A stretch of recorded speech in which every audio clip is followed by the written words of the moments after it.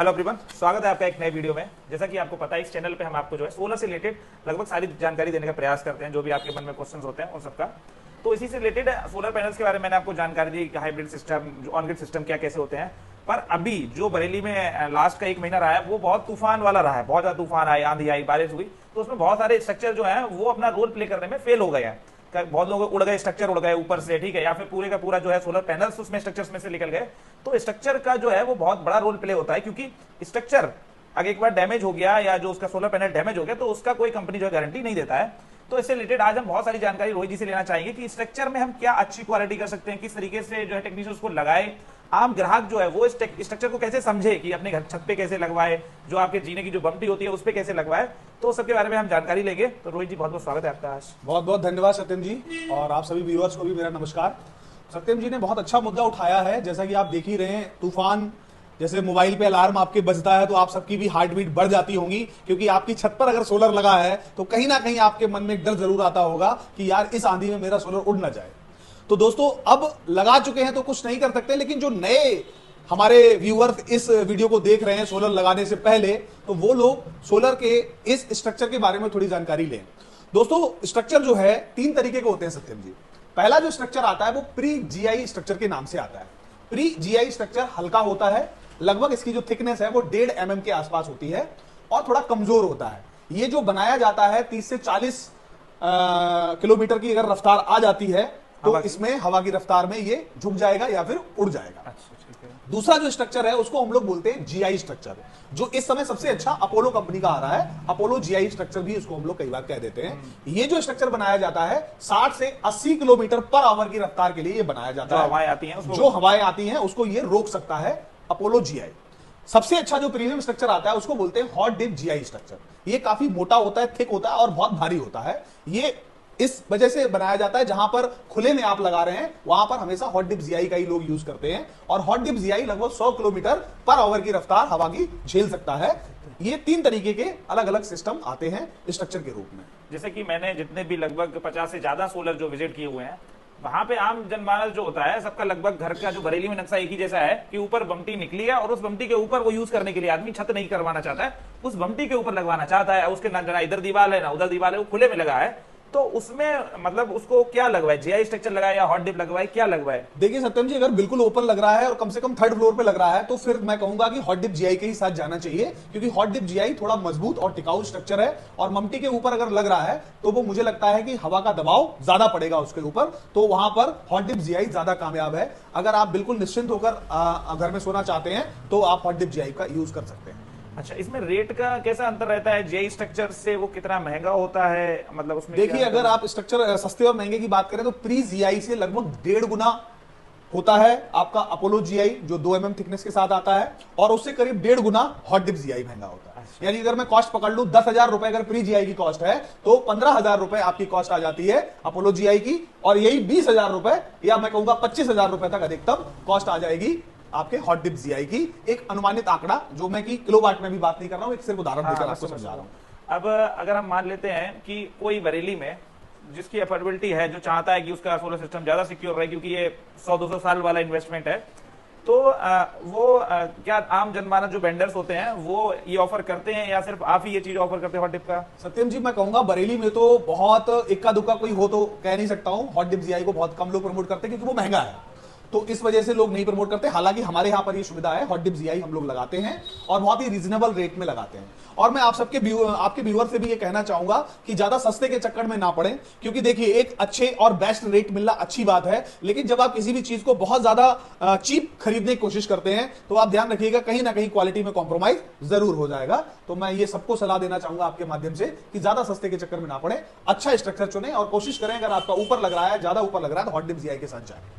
जैसे कि मैंने और भी वेंडर्स से बात किया हुआ है, तो वो तो सिर्फ ऐसी राय देते हैं कि भैया ठीक है, ये कौन सा जो है वो बिजली बना रहा है, स्ट्रक्चर तो आप कोई भी ठोक लो और सीमेंट उस पर थोप दो जो है, और वो आपका उड़ेगा नहीं। तो मैंने उसमें क्या देखा, स्ट्रक्चर तो रह गया पर सोलर पैनल उससे निकल के उड़ गए। तो उसके बारे में थोड़ा बताएं कि टेक्निकल क्या चीजें ध्यान रखी जाए। बहुत अच्छा प्रश्न है, आपने विजिट किया इसलिए आपने इसको ढूंढा है। देखिए, सबसे बड़ी समस्या क्या आती, लैग तो चलो खड़े रह गए आपके, लेकिन उसके ऊपर जो मिड और एंड क्लंप लग रहे हैं, अगर वो तरीके से नहीं लगे या मजबूत वाले नहीं लगे, मैं कहूंगा, तो आपके पैनल उड़ के चले जाएंगे। क्योंकि पैनल एक सेट टाइप का बनता है और इस पूरे सेट पर बीच में मिड लगते हैं, जो एंगल फंसता है उसको मिड कहते हैं, दोनों सोलर को ऐसे पकड़ के रखता है। और जो एंड होते हैं, जो लास्ट में क्लिपिंग लगती है सोलर पैनल को रोकने के लिए स्ट्रक्चर के साथ में। अब मान लो जो एंड लगे वो हल्की क्वालिटी के हैं, हवा आई तो एंड टूटे नहीं लेकिन एंड खुल गए। अच्छा, वो ऐसे थे और वो थी, ऐसे वो ऐसे हो गए, तो ऐसे हुए तो एक पैनल निकल जाएगा, और एक पैनल निकला तो पूरी लाइन आपकी उड़ी चली जाएगी, क्योंकि एक पैनल के साथ ही सारे कनेक्टेड हैं।